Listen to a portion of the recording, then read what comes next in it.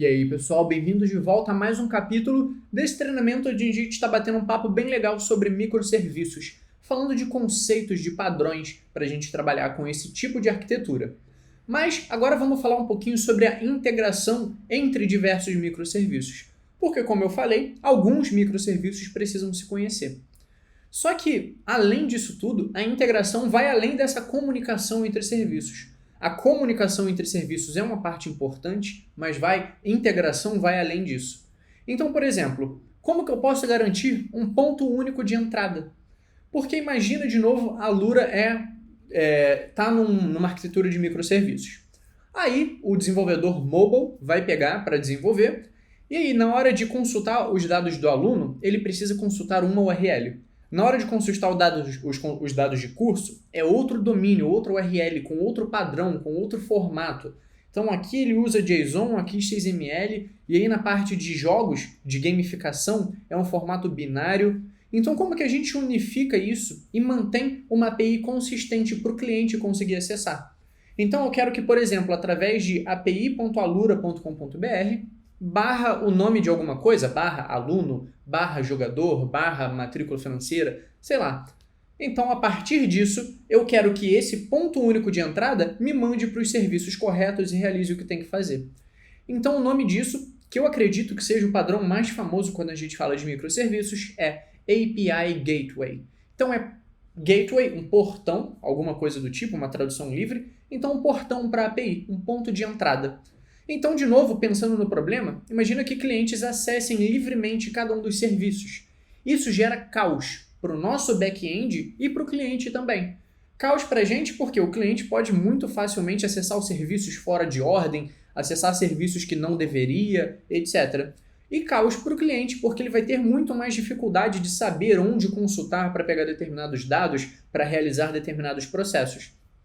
Então, o gateway, esse portão de entrada, ele fornece um proxy ou uma fachada, alguma coisa assim, um ponto de entrada, algo que você visualiza de forma simplificada para as necessidades reais. Então, inclusive, existe um padrão de projeto de codificação mesmo chamado Facade, alguns chamam de Facade, que fornece exatamente isso, um ponto de entrada para um subsistema, para algo mais complexo. Então, ele simplifica a API. E um API Gateway é como se fosse uma Facade, mas nesse nível mais alto, um nível mais arquitetural do que de design mesmo.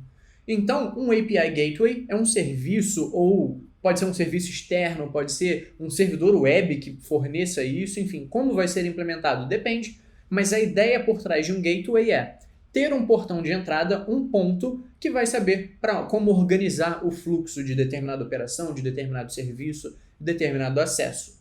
Mas existe uma desvantagem. Esse portão pode acabar se tornando um ponto central de falha.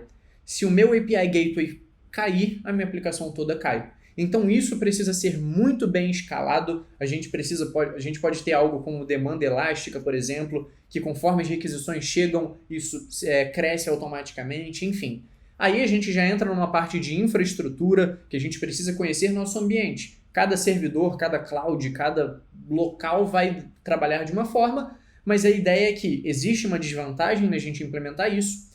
E o tempo todo que a gente fala de desenvolvimento, principalmente arquitetura, quando a gente está falando de servidores, arquitetura e de sistemas no geral, a gente sempre vai estar falando de trade-offs.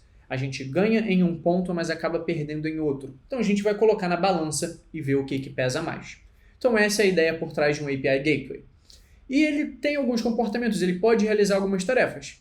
Simplesmente autorizar e redirecionar os requests. Então, por exemplo, esse aluno aqui já fez login, então ele vai poder acessar todos os serviços da Alura. Ponto.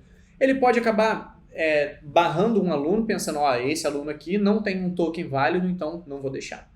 Ele pode ter algum decorator, por exemplo, eu recebo uma requisição e adiciono diversos cabeçalhos para mandar para cada um dos serviços. Então eu adiciono informações, removo informações desnecessárias, eu posso modificar um pouco essa requisição antes de encaminhar ela.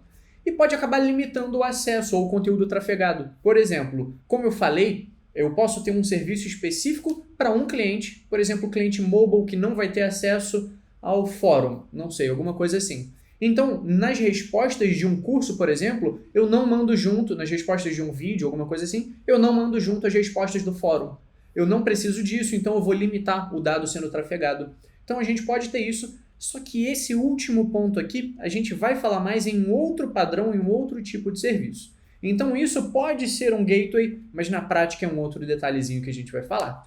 Mas então essa é a ideia por trás de um API Gateway. Agora vamos mudar um pouquinho, falar sobre outro padrão para a gente agregar processos no próximo vídeo.